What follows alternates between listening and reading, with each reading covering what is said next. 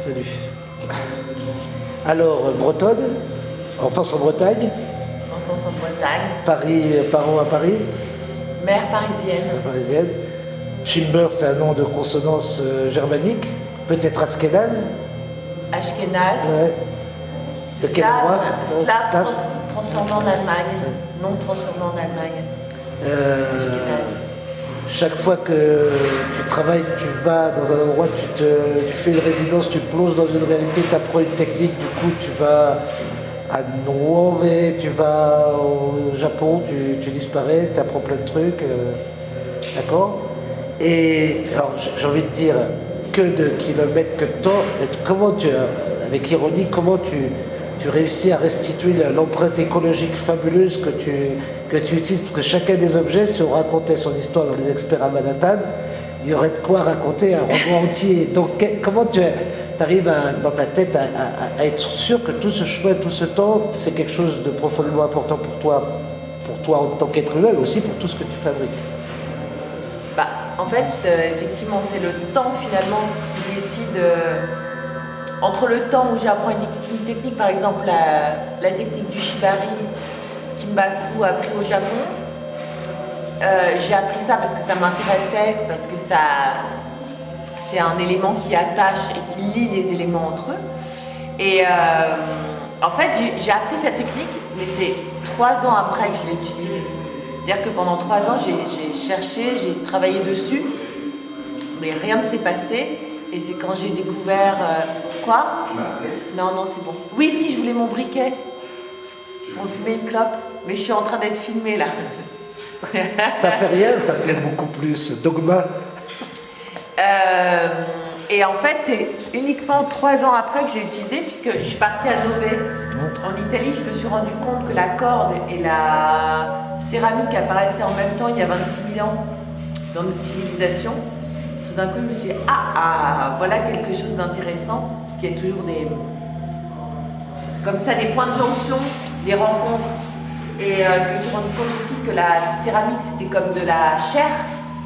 Lorsqu'on met un coup dans la céramique, dans la terre, si on essaye d'effacer ce coup, lorsqu'on cuit la pièce, le coup réapparaît à la cuisson. Donc elle garde toutes les empreintes comme une sorte de matière mémoire.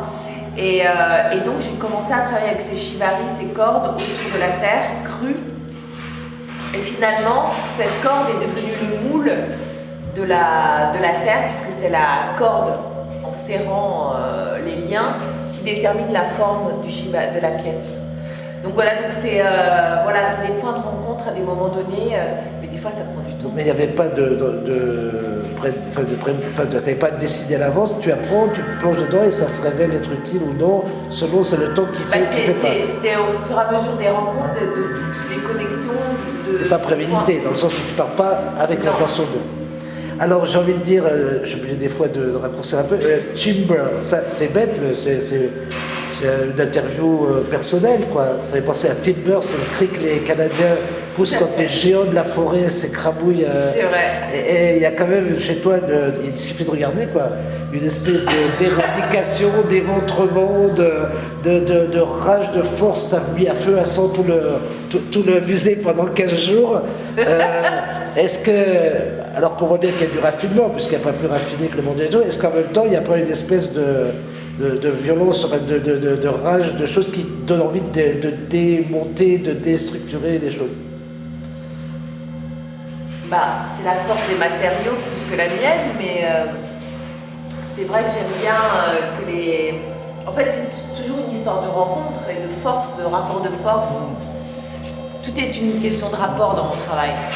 Et là, c'est vrai que par exemple, cette série, elle vient d'une sorte de rapport de force entre une matière très souple, ce carton, auquel au départ j'avais donné des formes très géométriques, et ce béton qui rentre à l'intérieur de ce carton et qui va comme ça pousser la forme de manière très organique vers quelque chose d'autre. Donc j'essaye de comprendre comment le monde qui m'entoure fonctionne. Alors, si je regarde bien ici, puisque j'ai passé les 12 jours à voir les murs blancs de Malassis devenir ceci, cela, tableau, on dirait qu'il y a trois phases, quoi. C'est un peu pour tout le monde. Il y a tout ce que tu as fait avant qui existe, qui est le fruit d'expériences multiples et variées.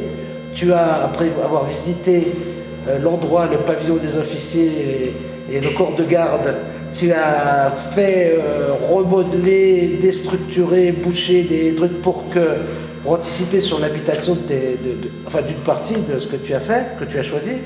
Puis maintenant, il y a une pérégrination, il y a un parcours qui est un peu indiqué aux gens qui commencent par l'oiseau dont tu vas parler, qui passe par l'entrée rouge qui est comme un seuil, puis qui fait le tour, c'est aux gens de découvrir. Donc, est-ce que c'est cet endroit-là qui a fait cette exposition-là qu'est-ce que ça a d'objet unique et utile? Première question. Et deuxièmement, mais alors, si c'est un chemin de pérégrination, et j'ai lu dans ton truc que c'était le temps, et écraser le temps, l'espace, les faire fusionner et tout, ça n'a pas de sens de t'acheter une des œuvres et de l'amener à la maison en les pendant au mur. Hein. Quelque part, il y a une contradiction entre retirer un élément et tout. Alors, déjà, il n'y a aucune œuvre qui s'accroche au mur, je ne sais pas si vous avez remarqué. Au plafond. Non plus, c'est sur des structures, mais dans mon travail, il n'y a aucune pièce qui s'accroche au mur. Volontairement, bien sûr. Volontairement, bien sûr. Donc, effectivement, ce n'est pas des œuvres d'appartement. Et ensuite, effectivement, l'exposition, elle prend encore ici, et le départ, finalement, c'est presque l'œuvre de César. Cette compression de cette voiture qui était très imposante dans le hall d'entrée et qui était là et qui restait là. Et finalement, le début est peut-être assez sombre de l'histoire. Ça commence mal, mais ça finit bien. Est-ce que je dois dire plus que ça?